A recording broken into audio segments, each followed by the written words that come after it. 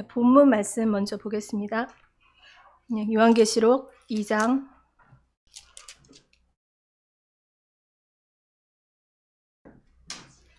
1절부터 7절까지입니다.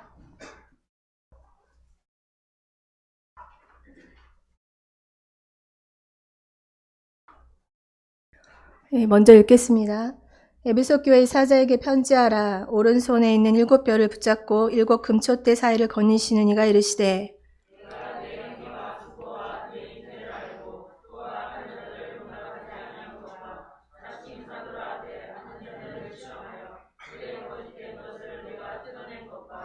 또 내가 참고 내 이름을 위하여 견디고 게으르지 아니한 것을 아노라.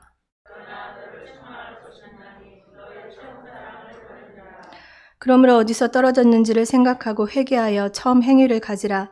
만일 그리하지 아니하고 회개하지 아니하면 내가 내게 가서 내 촛대를 그 자리에서 옮기리라.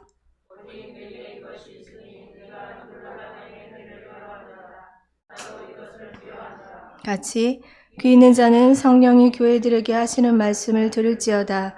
이기는 그에게는 내가 하나님의 낙원에 있는 생명나무의 열매를 주어 먹게 하리라. 아멘.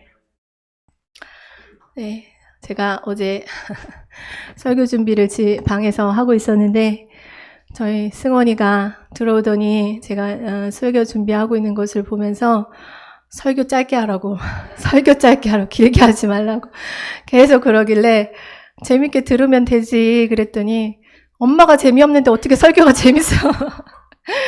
그래서 그러면서 그리고 말 좀 더듬지 마. 그래서 반박할 수 없는 말을 해가지고 엄승원 형제님 오늘 엄마가 말 버벅대지 않고 잘할 수 있게 중보기도 하면서 들으세요. 네. 여러분 하나님의 나라에는 전진만 있습니다. 멈춤이 없어요. 우리의 신앙생활도 오늘 내가 한 발자국 앞으로 나아가는 전진이 아니라면 그 자리에 멈춰서 그냥 그 상태로 현상 유지하면서 서 있는 것이 아니라 내가 그 멈추는 순간 우리의 영혼은 퇴보를 시작합니다. 그래서 중간이 없어요. 영적인 생활은 전진 아니면 퇴보만 있습니다. 제가 9월에 어느 날 주님 앞에 이제 기도를 할 때였어요. 그때가 제가 우리 교회 온 지 딱 2년째 되던 날 그래서 한 3일 정도가 더 지났을 그때였습니다. 그때 이제 기도를 하면서 주님께서 이 지나온 시간들을 우리 교회에 있었던 그런 시간들을 이렇게 생각나게 돌아보게 하셨어요. 그리고 그 시간뿐만 아니라 3년 전, 4년 전, 5년 전 계속 생각하게 하시면서 첫사랑이 시작되었을 때, 주님과의 첫사랑이 시작되었을 때까지 하나님께서 그 시간들을 이렇게 돌아보게 하시는 시간이 있었습니다. 그런데 그 기도하는 가운데 제가 지금까지 주를 위해서 했다고 했던 그 많은 부분들 중에서 정말 주님을 위해서 하지 못한 부분이 많았구나라는 그런 저의 모습을 발견하는 시간이었어요. 그거를 이제 발견하고 나니까 정말 하나님 앞에 많이 죄송했습니다.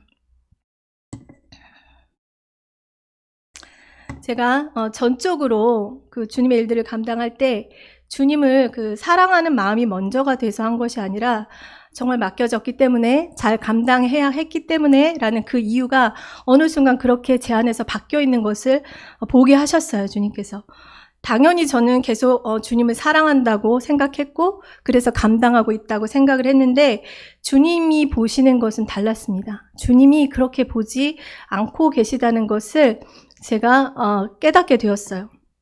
그것을 발견하고 나니까 진짜 이렇게 계속 살면 주님 앞에 갔을 때 주님이 나를 모른다고 하시겠구나 라는 그런 생각이 드는 거예요. 그 성경의 말씀처럼 그 말씀에 이제 내가 너를 많은 사람들이 이것도 하고 저것도 했는데 주님이 내가 너를 도무지 알지 못한다고 하셨던 그 말씀과 같이 제가 이렇게 가다가는 주님이 저한테 그러시겠구나. 근데 그 말씀에서 보면 이 사람들이 주님이 내가 너를 도무지 알지 못한다라고 했을 때 뭔지 좀 억울한 듯한 이렇게 호소하는 그런 말처럼 들려요. 주님, 제가 주의 이름으로 이것도 하고 저것도 했는데 왜 나를 모른다고 하십니까? 이렇게 하는 것처럼 들려요. 정말 그들 자신도 그것을 주님을 위해서 했다라고 생각을 했겠지요. 그런데 주님은 그렇게 보지 않으신 거예요. 내가 그런 자가 되겠구나, 그런 이제 생각이 들어서 그것 때문에 이제 며칠간 계속 하나님 앞에 울면서 이제 회개하기 시작했습니다. 하나님께서 그냥 계속 며칠 동안 회개만 시키셨어요. 계속 회개하면서 그때는 정말 다 내려놓고 주님과의 다시 그 관계를 시작하고 싶더라고요. 그래서 이제 그때 이제 저에게 주신 말씀이 있었는데 그 중에 하나를 이제 오늘 나눌까 합니다.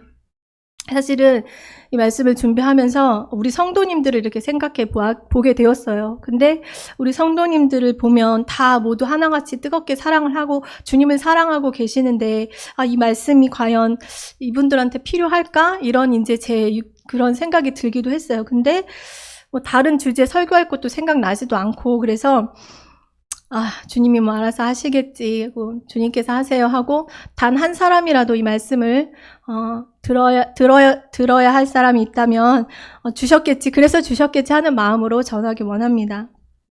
주님이 저에게는 첫사랑을 회복하라고 말씀하셨어요. 너의 처음 사랑이 어디 있니? 너의 처음 사랑 그거 다시 회복해라. 제가 처음 사랑 그대로 주님을 현재 사랑하고 있지 못하다는 것과 하나님 중심으로 가고 있지 않다라는 그것을 보게 하시는 시간이었습니다. 저는 이제 며칠간 계속 하나님 앞에 울며 회개했지만 그래도 참 감사했던 것은 이것을 제게 발견하게 해주신 것이, 그것을 깨닫게 해주셨다는 것이 저한테는 되게 은혜고 사랑처럼 느껴졌어요. 그래서 감사하면서 회개했지만 또 감사도 하는 그런 시간이었습니다. 그리고 이제 며칠 지나서 이제 저희 교회 코로나 그 집단 감염이 있었잖아요. 그때도 격리소에 있으면서 그 시간을 통해서 저 자신을 계속 보게 하시면서 볼 수 있었던, 저한테는 그런 시간이었어요. 내 안에 나도 모르게 있었던 그 신앙생활 하면서 종교적인 모습들, 그런 모습들을 보게 하시고, 그 코로나라는 그 외부적인 그 상황의 진동들을 통해서 나를 더 자세히 보게 하시는 그런 시간이었습니다. 잠깐 저희 본문은 잠깐 두시고 우리 히브리서 말씀을 잠시 한번 보도록 하겠습니다. 히브리서 12장 26절부터 29절입니다. 죄송한데 저 종이컵에 물 한 컵만 주시겠어요?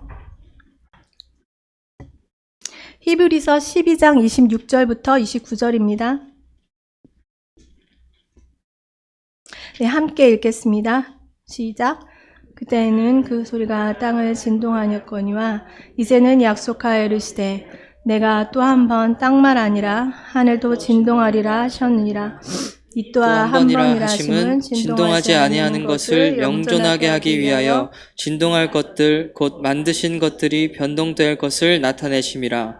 그러므로 우리가 흔들리지 않는 나라를 받았은즉 은혜를 받자 이로 말미암아 경건함과 두려움으로 하나님을 기쁘시게 섬길지니 우리 하나님은 소멸하는 불이심이라. 네. 아멘.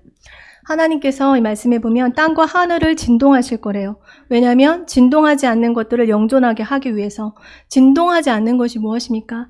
28절에 흔들리지 않는 나라라고 합니다. 즉 하나님의 나라를 말합니다.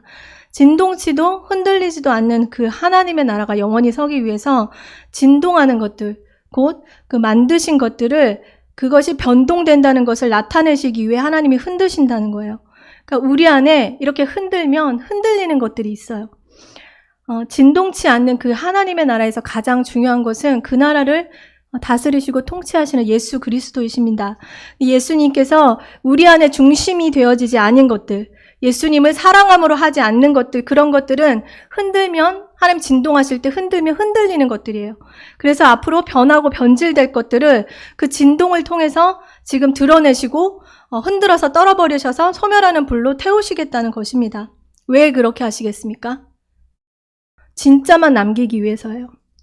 흔들리지 않는 그 하나님의 나라를 유업으로 받을 자는 진짜만 남아야 되니까요. 진짜여야만 하니까 하나님께서 그렇게 하시는 것입니다.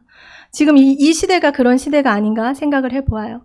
전 지구적으로 이런 전염병의 이런 코로나 팬데믹이라는 이 시간이 주님께서 진동하고 계시는 시간이 아닌지 생각할 수 있습니다. 우리 안에 예수 그리스도가 중심이 되지 못하는 것들, 그것들을 다 떨궈내시고 그리스도의 흠없는 신부로 만들기 위해서 뭐 이런 코비드 같은 상황일 수도 있고 아니면 또 개인적으로 겪는 상황일 수도 있고 또 앞으로 다가올 어떠한 상황일 수도 있겠죠. 그래서 이런 것들을 통해서 우리를 지금 진동하시는 것입니다. 하나님께서 나를 진동케 하실 때 내 안에 그런 흔들리는 것들, 그것들이 다 드러나고 그런 나의 어떠함이 드러나는 것이 축복입니다. 예수님을 사랑하지 않는 것들, 예수님을 사랑함으로 하지 않는 그 모든 것들이 그 진동 가운데 드러나고 떨어져 나가서 소멸하는 불로 더 늦기 전에 태워지는 그것이 축복입니다. 제가 이것을 발견하게 되었어요. 그래서 오늘 다시 본문으로 한번 돌아가 보겠습니다. 계시록에는 7개의 교회가 나오죠. 7개의 교회가 모두 있었던 땅은 지금 현재 터키 땅입니다. 이 7개의 교회에게 하시는 말씀은 그 당시 7교회들에게 하시는 말씀일 수도 있고 또 1세기부터 21세기에 있었던 모든 교회들에게 하신 말씀이었고 또 지금 현재는 우리 개인의 교회에게 그 말씀을 적용해 볼 수도 있고 또 앞으로 다가올 그 마지막 시대의 교회들을 대표해서 말씀하시는 걸 수도 있습니다. 그래서 에베소 교회가 있었던 이 에베소 지역은 그 항구 도시여서 무역의 중심지였고요. 또 여러분들 사도행전에서 보면 아데미 여신 들어보셨죠? 그 아데미 신전이 여기 에베소 지역에 있었어요.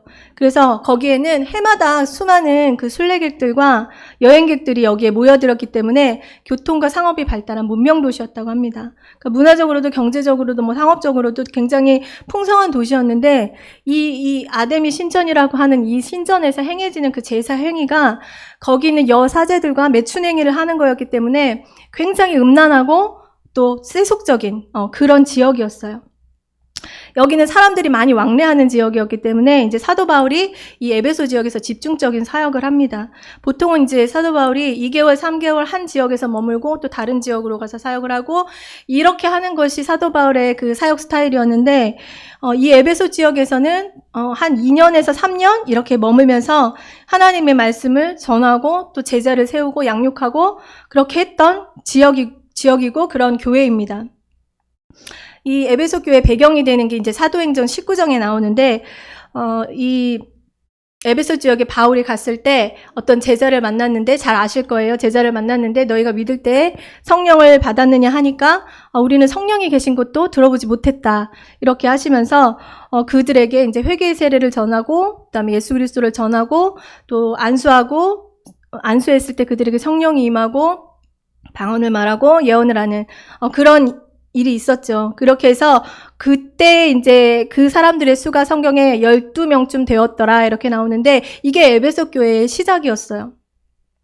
그래서 사도행전 19장을 보면 에베소 그 교회에서 굉장히 많은 그 부흥의 행적들이 있었습니다. 바울의 몸에 손수건만 갖다 대도 막 병이 치유되고 악기가 떠나가고 또 이런 일들이 있었고 그 바울이 전하는 그 예수의 이름을 흉내내서 유대인 마술사들이 이제 악귀를 쫓겠다고 흉내냈는데 내가 바울도 알고 예수도 아는데 너는 누구냐 하면서 되려 당했던 이 기억나시죠? 이런 행적들이 많이 일어났던 그 에베소 지역이었습니다.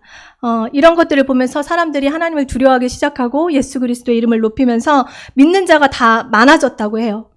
그리고 거기에 이제 그 마술을 행하던 많은 사람들이 회심하고 돌아와서 자기가 가지고 있는 그 책들을 다 불태웠을 때 그 책값이 은 5만이나 되었더라 이렇게 말씀을 하고 계시는데 그 은 5만은 저희 하루 일당 10만 원으로 쳤을 때 65억 정도 된다고 해요. 예를 들어서 이 천안시에 무당하고 점쟁이들이 다 예수 믿고 회심해서 돌아와가지고 자기들이 가지고 있던 책들을 다 불태웠더니 65억 원어치나 되더라. 이게 천안시 신문에 나보세요. 이 천안시에 얼마나 많은 그 부흥의 역사가 있다라는 것을 볼 수 있는 그런 수치잖아요. 그것처럼 에베소 교회가 그렇게 되었다고 합니다. 그리고 에베소 교회에는 대단한 인물들이 많이 있었는데 브리스길라와 아굴라 같은 그런 사람들도 잠시 있었고, 그 다음에 또 그 당대 최고의 성경부에서였던 아볼로가 성경 공부를 가르쳤던 곳이고, 그 다음에 바울의 후계자인 디모데가 목회했던 교회가 이 에베소 교회입니다. 그래서 바울이 옥중서신으로 이 에베소 교회에 편지를 보낼 때 너의 믿음과 모든 성도를 향한 사랑을 내가 들었다. 그래서 내가 기도할 때마다 이것을 기억하며 감사하기를 그치지 못한다. 이렇게 에베소 교회에 편지를 썼거든요. 그만큼 에베소 교회가 굉장히 바르게 잘 성장해 가고 있어서 바울의 칭찬을 받았던 그런 교회였습니다. 그리고 그 에베소 교회에서 많은 제자들이 일어나서 그 제자들이 아시아 지역으로 다 흩어져서 교회들을 골로새 교회나 아니면 나머지 6개의 교회들을 다 세우면서 그 예수 그리스도의 생명을 이렇게 흘려보냈던, 어떻게 보면 교회의 그 모판이라고 볼 수 있는 그런 모교회라고 할 수 있는 그런 교회가 이 에베소 교회였어요. 교리적으로도 바르고 탄탄하고 좋은 성경 교사들로부터 가르침을 잘 받았고, 또 막 이단도 분별할 줄 알고 거짓 선지자들을 드러내고, 인격적으로는 막 참고 견디고 또 게으르지 않고 이렇게 풍성한 사역을 굉장히 잘해서 주님께서도 이 부분을 칭찬하셨고 바울도 칭찬한 그런 탁월한 교회였어요.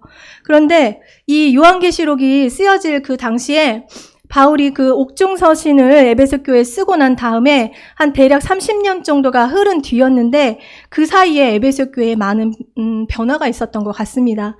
성경을 한 절 한 절 보면서 함께 보도록 하겠습니다. 1절을 한번 다시 읽어볼까요? 시작. 교회 사자에게 편지하라. 오른손에 있는 7뼈를 붙잡고 7 금촛대 사이를 거니시는 이가 이르시되. 네.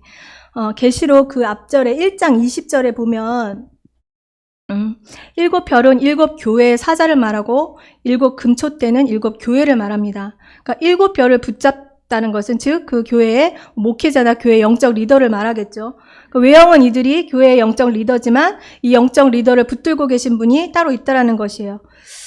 여러분, 이 계시록에 보면 계시록의 7 교회들에게 주님이 말씀하실 때 각 1절마다 내가 누구라는 것을 주님이 소개를 하고 계세요. 예를 들어서 좌우의 날sam과 검을 가지신 이가 이르시되, 죽었다가 다시 살아나신 이가 이르시되, 이런 식으로 각 교회의 첫머리에 주님이 어떤 분이시라는 것을 이렇게 설명하고 있거든요. 그런데 에베소 교회는 7별을 붙잡고 계신 분이라고 자신을 지금 나타내고 있어요.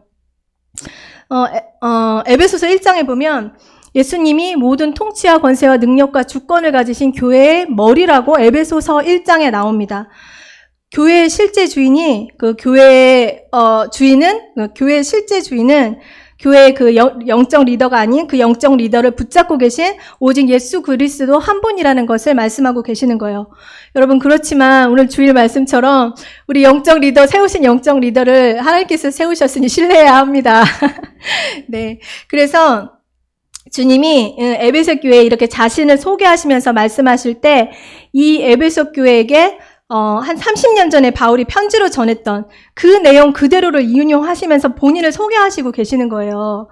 내가 그때 바울의 편지를 통해 말했던 교회의 머리, 즉 교회의 사자를 붙잡고 있는 자다라고 소개를 하시면서 에베소 교회가 그 첫사랑을 잃어버리기 전에 그때 주님을 상기시키도록 지금 주님이 말씀하고 계시는 것 같다라는 제가 생각을 했어요. 사실 이 말씀은 준비된 말씀이 아니라 오늘 아침에 화장을 하는데 갑자기 정말 번뜩하고 이게 생각이 나서 저 스스로는 너무 흥분이 됐거든요. 근데 이게 잘 전달이 되고 있는지는 모르겠어요. 아무튼 그래서 이것이 주님의 에베소 교회에 하시고자 하는 그 첫사랑의 회복과 관계가 있는 말씀이에요. 에베소서 1장에 교회의 머리라고 하신 이 말씀과 지금 에베소 교회에게 첫 절에 내가 7뼈를 붙잡고 있는 자다라고 말씀하시는 이것이 첫사랑을 회복하는데 관계가 있는 말씀이더라고요. 제가 느끼기에는 그랬습니다.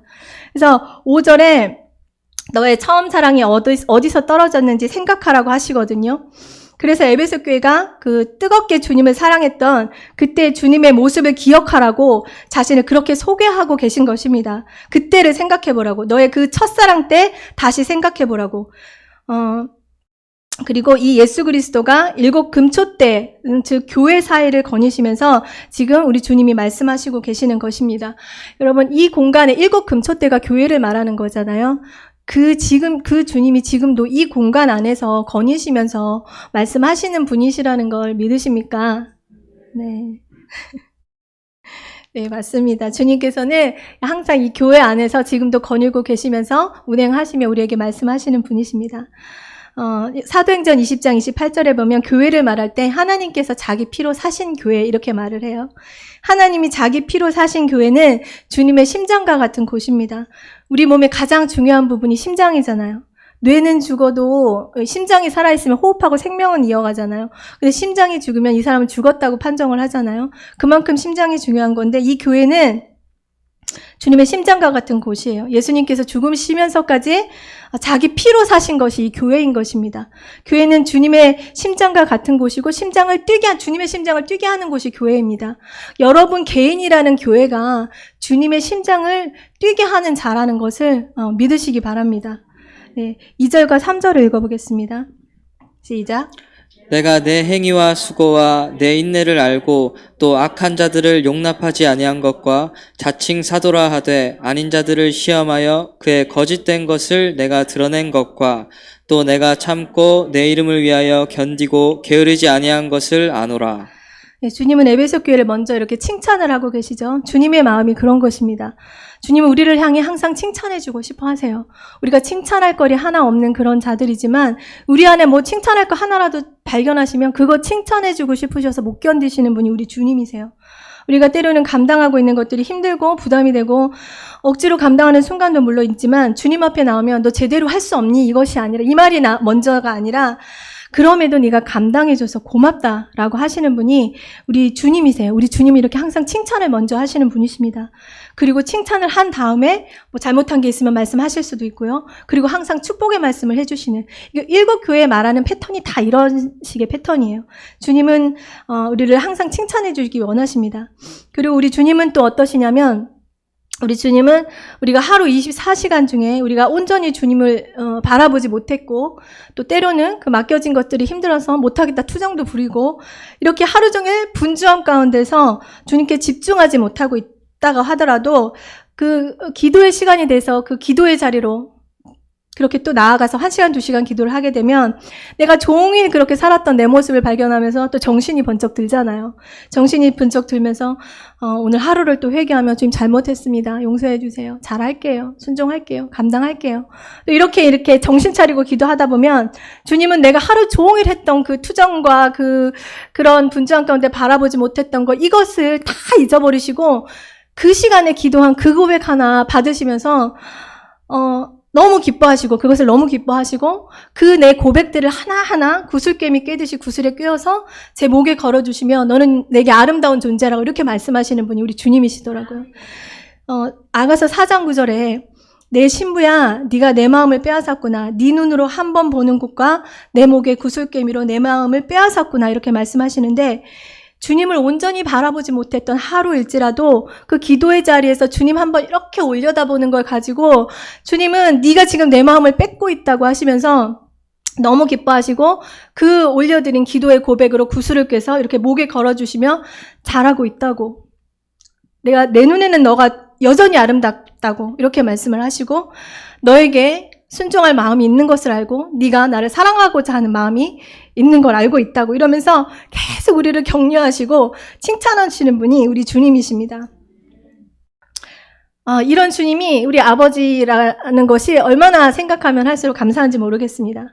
주님의 마음은 항상 사랑이셨어요. 사랑이신 거예요.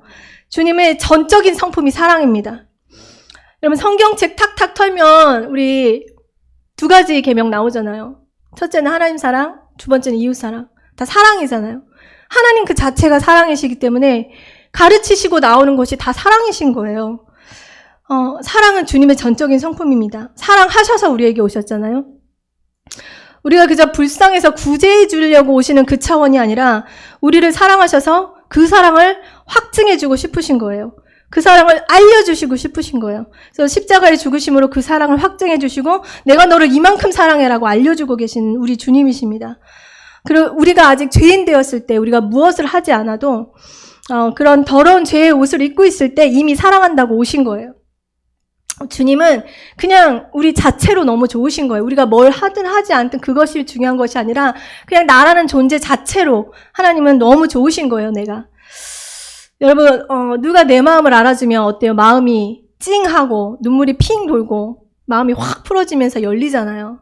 그러니까 우리 주님이 그리고 그렇게 된 다음에 이제 그때서 이제 잘못을 가르쳐 주면 좀 마음이 수긍이 가고 마음이 또 그것을 인정하기가 쉽습니다. 주님이 교회들에게 지금 그렇게 말씀하고 계세요. 에베소 교회도 먼저 칭찬을 하고 계십니다. 너 이렇게 한 거 잘했어. 내가 알아. 그렇게 해줘서 고마워. 이거를 칭찬하고 계시는 거예요. 무엇을 잘해서 그 잘한 것에 대한 칭찬을 받는 것보다 가슴이 찡해지는 것은 3절에 내가 참고 내 이름을 위하여 견디고 게으르지 않은 것을 아노라 이렇게 말씀하세요. 어떤 칭찬의 말보다 이 한마디 주님이 내가 너를 알아라고 하시는 그 한마디가 정말 가슴을 찡하게 하는 것 같습니다. 주님이 나를 아신다고 하면 다 참을 수가 있어요. 주님이 나를 아신다고 하면 그래도 견딜 힘이 생겨요. 내가 아파하는 것도 알고 힘들어하는 것도 알고 마음은 간절히 원하는데 육신을 입고 있기 때문에 잘 안 되는 것도 너무나 다 잘 아세요. 그래서 더 사랑하시죠. 우리가 연약한 존재라는 걸 아시니까 질그릇처럼 깨어지기 쉬운 그 연약한 존재라는 것을 아셔요. 그래서 그 질그릇이 연약해서 깨어지는 그 순간이라도 못 쓰겠다 갖다 버리자가 아니라 다시 빚어서 새롭게 하시고 다시 기회를 또 주시는 분이 우리 주님이십니다. 우리 주님께서 이렇게 에베소 교회에 네가 한 거 다 안다라고 칭찬하셨는데 주님께서 내가 너를 도무지 알지 못한다라고 하실 수도 있는 거잖아요. 근데 이 에베소 교회는 내가 아노라라고 말씀을 하시는 거예요. 그러니 이 교회가 얼마나 바르게 성장을 했었던 그런 교회였겠습니까? 정말 하나님이 기억하시는 그런 풍성한 사역들을 했던 그런 교회였습니다. 그럼에도 주님이 책망할 것이 한 가지가 있다고 하세요. 4절 읽겠습니다. 시작. 그러나 너를 책망할 것이 있나니 너의 처음 사랑을 버렸느니라. 네. 이 교회가 외형적으로는 교리적으로 바르고 이단도 분별해서 내어 쫓고 참고 게으르지 않고 참 잘합니다. 외형적으로는 모든 예배 다 참석하고 새벽기도 안 빠지고 매일 말씀과 기도 생활 꾸준히 하고 맡겨진 직분에 충성해서 순종하고 잘 감당해요. 예배 시간이 되면 마음도 뜨거워지는 것 같고 눈물도 가끔 납니다. 우리가 사역도 잘하고 섬김도 잘하고 진리 안에 있으려고 몸부림치고 또 주님을 따라가려고 애쓰고 힘을 쓰죠. 이렇게 해야 하는 것이 맞습니다. 그런데 이렇게 열심히 하다 보니까 주님에 대한 사랑이 식어져 있는데 내가 지금 뭔가를 계속 하고 있으니까 잘 가고 있다고 생각을 하고 그것이 주님을 사랑하는 것이라고 생각을 할 때가 있어요. 물론 당연히 진짜 사랑해서 할 수도 있는 거고요. 신앙생활에 대한 그 사역에 대한 열심과 막 열정과 헌신과 이런 것들은 다 있는데 가장 중요한 본질인 주님을 사랑하면서 멀어져 있는 것을 보지 못하고 있을 수 있다라는 것이에요. 사랑은 식어졌고 신앙의 습관만 남아있는데 첫사랑 때나 지금이나 열심을 가지고 뭔가를 계속 하니까 그 사랑이 계속 하고 있다고 생각을 하는 거죠. 하나님은 우리를 사랑의 대상으로 만드셨습니다. 우리를 일시키려고 만드신 것이 아닙니다. 일하는 영은, 일하고 섬기는 영은 천사들이죠. 주님 우리를 만드실 때 주님과 같이 교제하고 마음을 나누고 하나 되어서 사랑하는 그런 대상으로 만드신 거예요. 그래서 무엇을 하든지 이 주님을 하는 일에 주님을 사랑하는 일이 전부가 되고 모든 것이 되어야 합니다. 주님은 이 에베소 교회를 향해서 네가 처음 사랑을 지금 버렸다고 하세요. 그렇게 잘하던 교회였는데 네가 지금 처음 사랑을 버렸다고 하세요. 잃어버린 것과 버린 것은 다르죠. 잃어버린 거는 나도 모르게 은연중에 어디다 흘린 거예요. 근데 버린 건 내 의지가 들어가요. 내가 이걸 버린 거예요. 근데 주님은 네가 내 사랑을 버렸다라고 하세요. 에베소 교회 안에 그 주님에 대한 사랑은 버려지고 종교적인 습관과 그런 교리만 남아있는 것이에요. 저는 혹시라도 이 모습이 우리의 모습에 있지는 않은지 점검해 보아야 한다고 생각을 합니다. 주님께서 물으세요. 네가 나를 사랑하느냐? 이것이 아니라 네가 이 모든 것들보다도 나를 더 사랑하느냐고 물으시는 거예요. 주님의 일도 하고 사역도 하고 섬김도 하고 또 성도도 사랑하고 교회도 사랑하고 이것을 물론 당연히 해야 되지만 주님은 이 모든 것들보다도 더 나를 지금 현재 사랑하느냐 이것을 물어보시는 거예요. 네가 첫사랑 때 나를 바라보던 그 뜨거운 눈으로 지금도 여전히 나를 바라보고 있니? 주님 이걸 물어보시는 거예요. 사역도 잘하고 신앙생활도 잘하고 주님 뜻대로 살려고 몸부림치는 거 이거 너무나 귀하고 당연히 이렇게 해야 하지만 왜 그렇게 하고 있느냐는 거예요. 왜? 우리는 그것을 자꾸 잃어버릴 때가 있어요. 당연히 주님 사랑해서 하지 라고 말씀하실지도 모르겠습니다. 그럼 한번 점검을 해보시기 바랍니다. 내가 지금 현재 내가 주님을 처음 만나서 사랑을 나누던 그때처럼 주님을 생각하면 내 마음이 뛰는지, 그 뛰는 심장 소리를 여전히 내가 주님의 귀에 오늘도 들려드리고 있는지, 그때는 첫사랑 때고 그때는 다 그렇게 뜨겁지. 이제 성숙한 사람은 뭐 절제할 줄도 알고 오직 믿음으로 사는 거지. 뭐 뜨겁지 않다고 다 사랑하지 않는 건가? 그리고 맨날 뜨거우면 교만해져. 이렇게 생각 물론 안 하시겠지만 이 말은 틀린 말입니다. 주님은 절대 그렇게 말씀하지 않으세요. 어떤 연인이 오랫동안 만났다고 해서 뜨겁게 사랑할 필요가 없다라고 하겠어요? 상대가 나를 여전히 뜨겁게 사랑해주지 않겠습니까? 만약에 그런 마음이 없다면 두 사람은 이미 사랑하고 있는 것이 아니에요. 주님은 처음 사랑을 회복하라고 분명하게 말씀하고 계십니다. 그 교회의 대표성을 가진 그 7교회에게 가장 처음 하시는 첫 번째 교회에게 하시는 말씀이 이 첫사랑을 회복하라는 거예요. 처음 사랑 그대로 사랑하라는 것입니다. 주님과의 뜨거웠던 그 첫사랑이 과거가 되지 말라고 하시는 거예요. 현재 그리고 앞으로도 계속 나랑 뜨겁게 사랑하자고 말씀하시는 겁니다.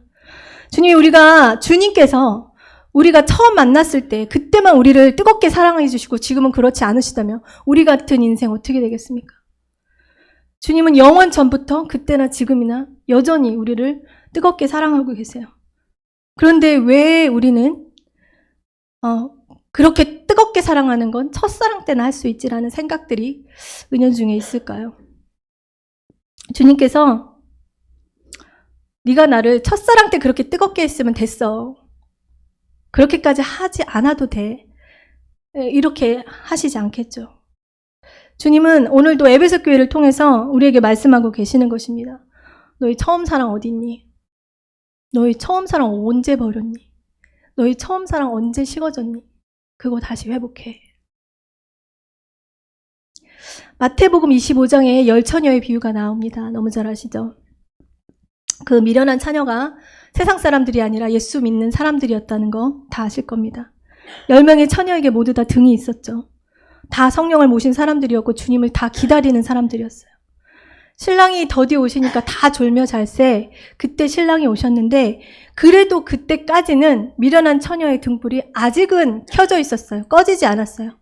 대신에 꺼져가고 있다라고 성경은 말하고 있어요. 그 미련한 처녀들의 등은 꺼져가고 있는 등입니다.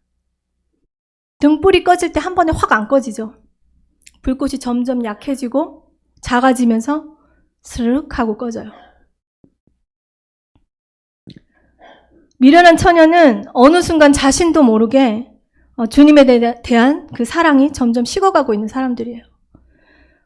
어느 순간 주님에 대한 사랑은 식어져가고 에베소 교회처럼 종교 행위, 종교 습관만 남아있는 자들이 미련한 처녀입니다.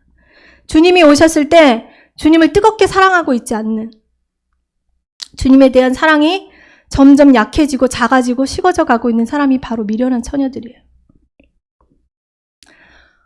여러분 지금 주님의 이름을 한번 불러보세요. 마음속으로. 가슴이 두근두근 하세요? 뭔가 막 일렁거리는 그런 것들이 느껴집니까? 우리는 자기 자신을 정직한 눈으로 보고 그 말씀에 비추어서 나를 매일 점검하고 두렵고 떨림으로 구원을 이루어 가야 합니다. 주님과의 사랑이 식어졌다는 것을 그럼 어떻게 알 수가 있을까요? 여러분 말씀과 기도 생활 하시죠? 말씀과 기도 생활 어떠세요? 주님에 대한 사랑이 식어지면 말씀과 기도 생활이 달라져요. 말씀과 기도 생활은 계속 하는데 달라져요. 여러분 첫사랑 때 말씀과 기도 생활이랑 내가 지금 현재 하고 있는 말씀과 기도 생활이 어떻게 같은지 아니면 어떻게 다른지 한번 비교를 해보세요. 근데 우리 교회는 기도들을 많이 하시기 때문에 기도할 때 항상 주님에 대한 뜨거운 마음이 일어납니까? 뭐 매번은 아니지만 그래도 뜨겁게 기도할 때도 있고 눈물도 나죠. 그러면은 질문을 다시 하겠습니다. 여러분이 교회에서 정해진 그 기도 시간 외에 정말 주님 앞에 달려나와서 기도하고 싶어서 내가 하고 있던 그것을 그냥 그 자리에 내려놓고 기도의 자리에 나와서 무릎을 꿇는 일들이 종종 있으십니까? 기도 시간 혹시 막 기다려지시나요? 내 기도하는 그때가 가장 즐겁다라는 이 고백이 내 영혼 안에서 지금 올라오고 있습니까? 또는 기도의 자리에서 지금 무엇을 구하고 계시나요? 주님과 사랑에 빠지면 다른 기도가 되지 않아요. 주님과 사랑을 뜨겁게 할 때는 오직 예수님을 생각하면서 그 사랑을 고백하죠. 사랑을 고백하고 주님 보고 싶다 하고 주님 알고 싶어 하고 계속 예수만 생각하는 거예요. 그 주님을 느끼고 주님을 그 바라보고 있느라 다른 기도 자체가 되지를 않아요. 그 내 안에 녹아들고 스며드는 그 주님을 느끼기에도 시간이 부족해요. 저는 어떤 뜨거운 감정이나 임재 현상을 말하는 게 아니에요. 그렇게 주님을 생각하고 느끼며 기도하고 있다가 주님의 마음이 예를 들어 북한을 기도하기 원하시는구나 이게 느껴지면 주님 북한 기도하기 원하세요? 그리고 그냥 그거 기도하는 거예요. 그게 그 기도의 전부예요. 주님을 느끼고 있다가 주님이 원하시는 게 느껴지면 그걸 기도하는 게 기도의 전부였어요. 근데 어느 순간 기도 안 하면 내 영혼 죽는 거 아니까. 그리고 기도하고 은혜 받아야 신앙생활 할 수 있으니까. 그리고 내가 무언가를 감당하기 위해서 구해야 하니까 살기 위해서 감당하기 위해서 몸부림치는 용도로 기도를 할 때가 많다라는 거죠. 이런 기도가 잘못됐다는 것이 아닙니다. 첫사랑 때는 주님이 너무 좋아서 그냥 기도의 자리로 나갔다면 지금은 기도해야 하니까 기도의 자리로 나가고 있어요. 여러분 말씀 매일 읽으시죠? 말씀을 읽으실 때는 어떠신가요? 감격이 있으세요? 가슴이 두근두근 하시나요? 말씀이 너무 읽고 싶어서 틈만 나면 성경을 펴십니까? 그러시다면 정말 다행입니다. 저는 여러분에게 정죄감을 주기 위한 것이 아니라 제가 그렇게 어느 순간 그렇게 하고 있다라는 것을 지금 말씀드리는 거예요. 제 첫사랑을 잃어버린 제 모습을 말씀드리고 있는 거예요. 주님과 사랑에 빠졌을 때는 이 말씀을 너무 좋으니까 말씀을 읽다 후두둑 성경책으로 눈물을 흘릴 때가 많았어요. 그리고 이 말씀이 너무 좋아서 그냥 끌어안고 성경책에 입을 수없이 맞추었습니다. 교회 갈 때만 성경책을 갖고 나가는 것이 아니라 밖에 나가면 무조건 성경책을 들고 나왔어요. 너무 좋으니까 이게.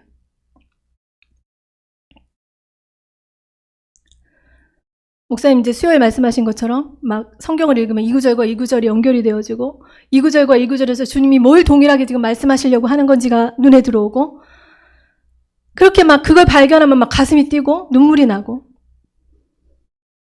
근데 지금은요. 지금 말씀 안 읽으면 안 된다는 걸 아니까. 어쩌다 읽으면 마음에 와닿는 말씀도 있죠. 근데 대부분 글로 읽고 지나가요. 근데 이 모습도 귀합니다. 이것이 잘못됐다라고 말씀드리는 게 아니에요. 주님은 이런 모습도 받으세요. 그런데 첫사랑 때와는 지금 내가 달라져 있다라는 거예요. 여러분 내가 정말 사랑하는 사람에게 내 마음과 사랑이 가득 담긴 편지를 정성스럽게 써주었는데 이 사랑하는 사람이 예전에는 내 편지를 받아 눈을 반짝반짝하면서 감동을 하면서 눈물을 뚝뚝 흘리면서 읽었는데 지금을 줄 때는 아무런 감동도 느끼지 못하고 맹숭맹숭하다면 제 기분이 어떨까요? 아, 이 사람 사랑이 식었어. 이러면서 슬프지 않겠습니까?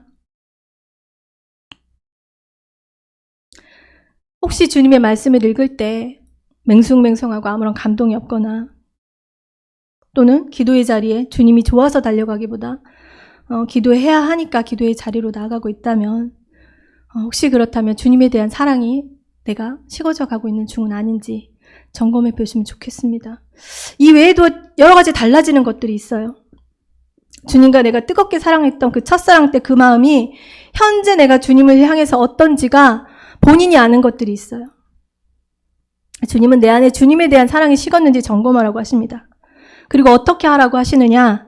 5절을 읽어보겠습니다. 시작.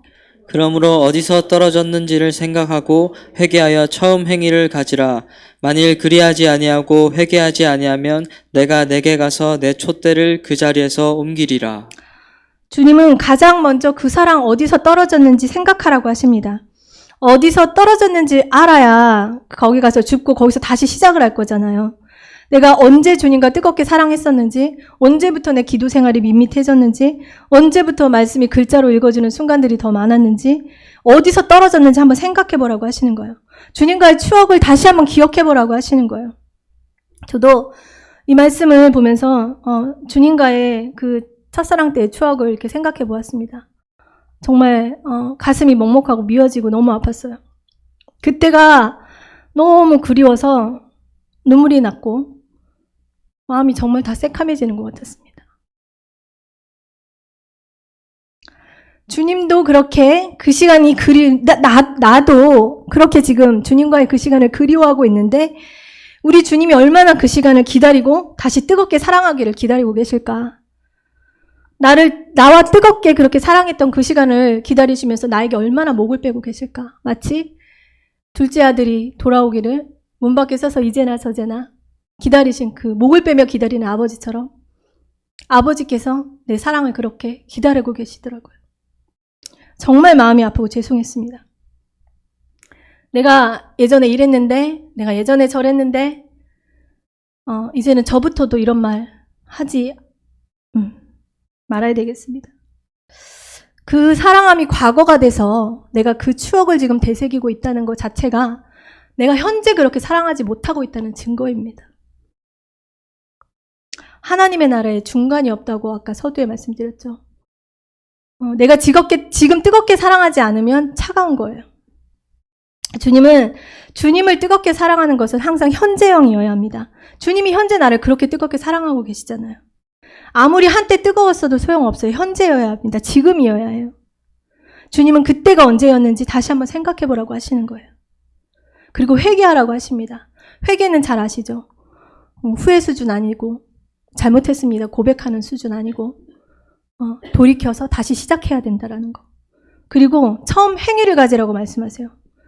우리가 행위로 구원을 받는 것은 아니지만 주님 이 말씀 가운데 특별히 주님과 처음 사랑했을 때 그때 네가 했던 행동들, 그 행위들 다시 가지라고 말씀하세요.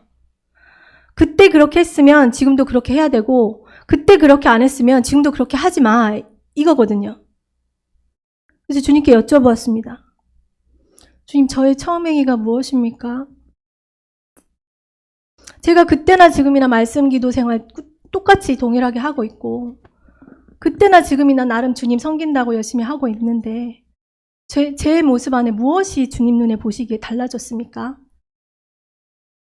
이렇게 물으며 기도했어요. 근데 제 안에 딱 한 가지 발견되는 게 있었어요. 그때는 안 했는데 제가 지금은 하고 있더라고요. 그러면 이걸 안 해야 처음 행위가 되는 거죠. 그게 저한테는 핸드폰이었어요. 그때 주님과 나 사이에 핸드폰이 없었는데 지금은 주님과 나 사이에 핸드폰이 끼어 있더라고요. 핸드폰 가지고 쓸데없는 걸 하루 종일 하고 앉아있는 건 아니지만 이 핸드폰이란 물건 자체가 우리의 마음과 생각을 다 빼앗아가더라고요.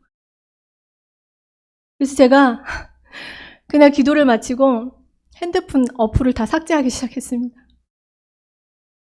목사님께서 수요일날 핸드폰을 물에 담그고 망치로 깨고 이렇다고 하셨는데 역시 그 집사와 7교회 사자의 급이 달라요. 저는 그렇게까지는 생각을 못하고 어플을 다 이제 정리를 했는데 그 페이스북, 인스타, 넷플릭스 이런 어플을 다 삭제했어요. 근데 그 인스타는 내가 계정 탈퇴까지 하려고 아무리 막 했는데 안 되더라고요. 이놈들이 너무 어렵게 해놨어, 계정 탈퇴를. 그랬는데 3일 만에 부활하더라고요, 어플이. 제가 다시 부활시켰어요. 안 돼. 목사님 보이셨으니까 망치로 다 깨야 되나. 제가 8월에 핸드폰을 새 걸로 바꿨거든요. 근데 주님이 말씀하시려면 한 달만 빨리 9월에 말씀하셔가지고 계약 기간이 2년이나.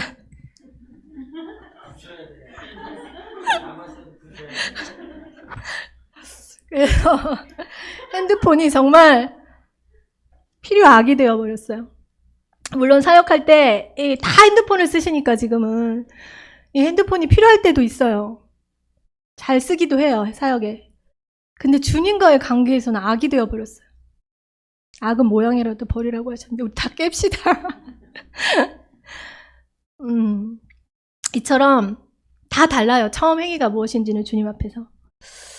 처음 하던 것을 다시 하라는 거예요. 하나님이 기억하신 여러분의 처음 행위가 있어요.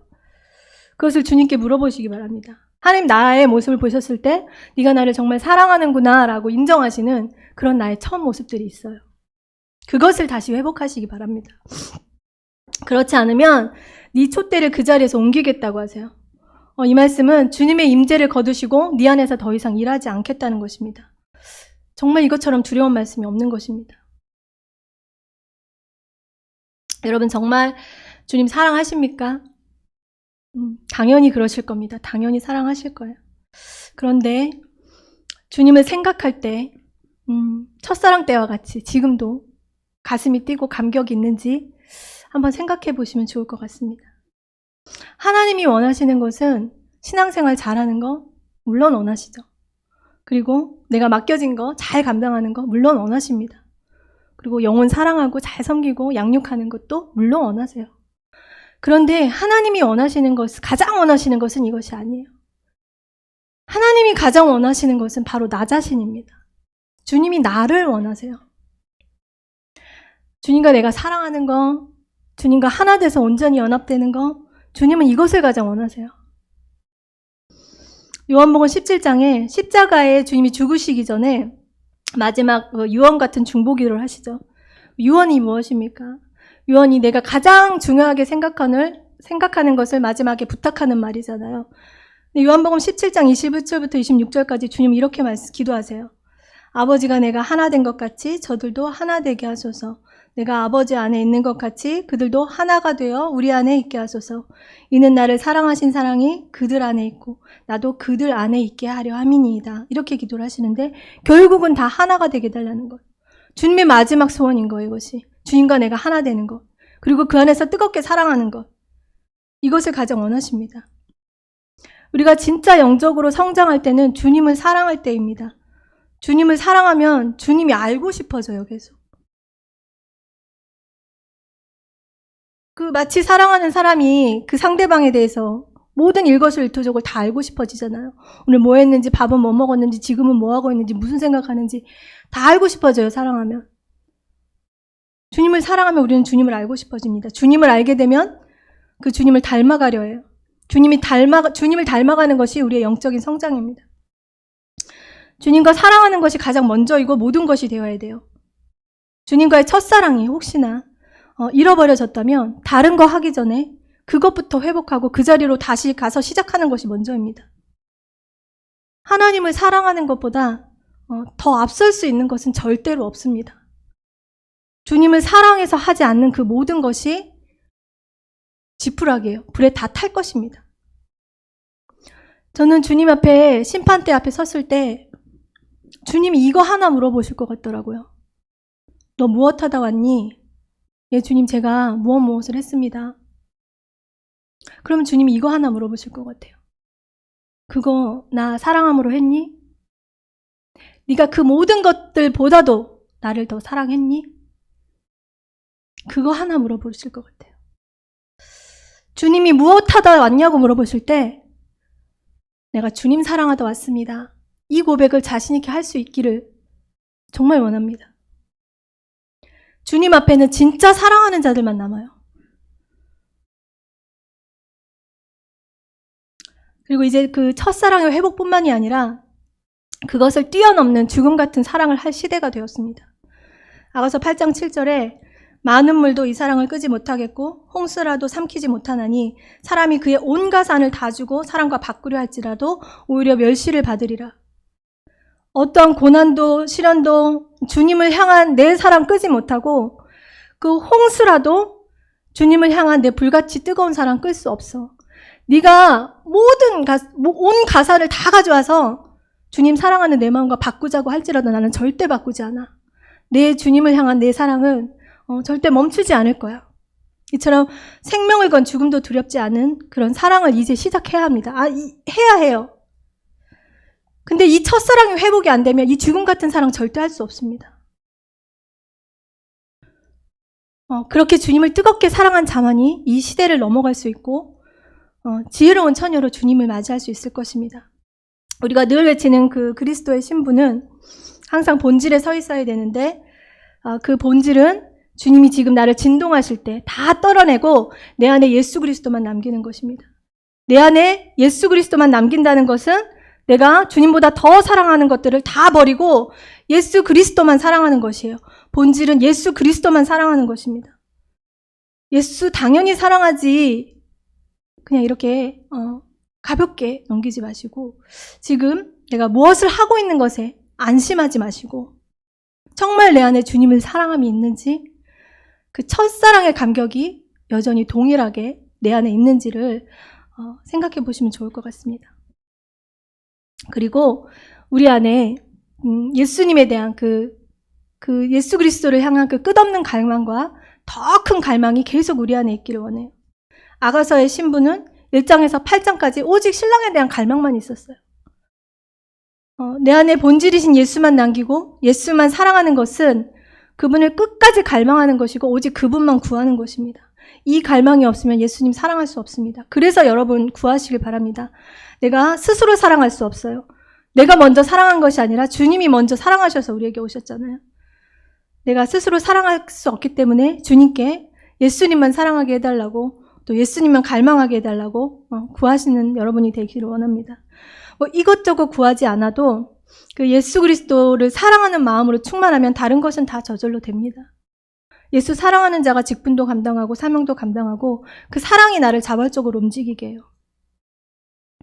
내 마음과 목숨과 뜻을 다하고 힘을 다해서 주 너의 하나님을 사랑하나 이 첫 번째 계명처럼 우리에게 본래 주신 직분은 예수를 사랑하는 것입니다. 마지막으로 여러분 찬송가 314장 잘 아실 거예요. 내 구주 예수를 더욱 사랑 숨질 때 하는 말 이것일세 이전에 세상나 기뻤어도 지금 내 기쁨은 오직 예수 내 진정 소원은 내 구주 예수를 더욱 사랑 더욱 사랑. 이 찬송은 미국의 어떤 시인이 전염병으로 두 아들을 다 잃고 고통 가운데 지은 시입니다. 부모에게 가장 큰 고통이 자녀를 잃었을 때일 거잖아요. 그렇게 고통스러운 시간을 보낼 때 나에게 오직 예수님만이 참 기쁨이며 숨질 때까지 내가 예수만 더욱 사랑하겠다고 나의 진정 소원은 예수만 더 사랑하는 것이라고 고백하며 이 시를 지었습니다.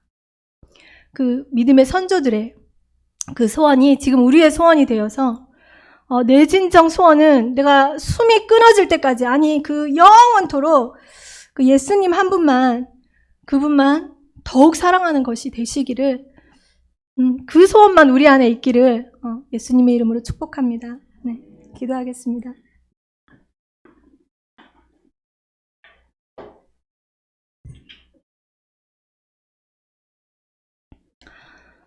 말세에 고통하는 때가 이르면 사람들이 자기를 사랑합니다. 하나님을 사랑하는 것에서 점점 더 멀어지게 됩니다. 마지막 때가 되면 많은 사람들이 주님에 대한 그 사랑이 식어질 것을 미리 아시고 이미 오래전 그 마지막을 살아갈 교회들에게 가장 먼저 이 말씀을 하고 싶으셨던 것 같습니다. 주님은 저에게 그리고 우리에게 오늘 에베소 교회에게 하신 말씀을 주시며 너의 처음 사랑 어디 있니? 그 사랑 어디서 떨어졌는지 생각하고 회개하고 다시 회복하라고 말씀하십니다. 우리 안에 나도 모르게 신앙생활의 습관만 남고 주님을 향한 그 사랑이 어느새 점점 식어져서 그것을 조금씩 버리고 오지는 않았는지 주님께서 그것을 돌아보기 원하십니다. 하나님께서 이 시대를 진동하고 계시는 이유는 흔들리지 않는 하나님의 나라를 유업으로 받을 수 있는 진짜만 남기기 위해서요. 하나님께서는 주님을 진짜 사랑하는 자들만 남기기 위해서 온 땅을 진동시키고 계십니다. 주님께서 진동하실 때 우리 안에 예수 중심이 아닌 모든 것들, 예수를 사랑함으로 하지 않는 그 모든 것들이 그리고 종교적이고 습관적인 그 모든 것들을 다 털어내고 우리 안에 예수만 남고 예수만 사랑하는 진짜가 되길 원합니다. 우리 이 시간 기도하실 때 3가지만 기도하겠습니다. 주님, 내 안에 예수 중심 아닌 것들 지금 이 시간 다 떨어내시고 소멸하는 불로 태워주시옵소서. 태워진 그 자리에 오직 예수만 남게 하여 주시옵소서. 주님, 처음 사랑 어디서 떨어졌는지 생각나게 하시고 회개할 수 있는 은혜 주시옵소서. 주님, 다시 한번 주님과 뜨겁게 사랑했던 첫사랑이 우리 안에 회복되게 하여 주시옵소서. 이 3가지를 올려드리며 우리 기도할 것인데 10분간 기도하겠습니다. 10분간 기도하실 때 간절한 마음으로 주님을 구하며 주님만 사랑하게 해달라고 예수 이름으로 함께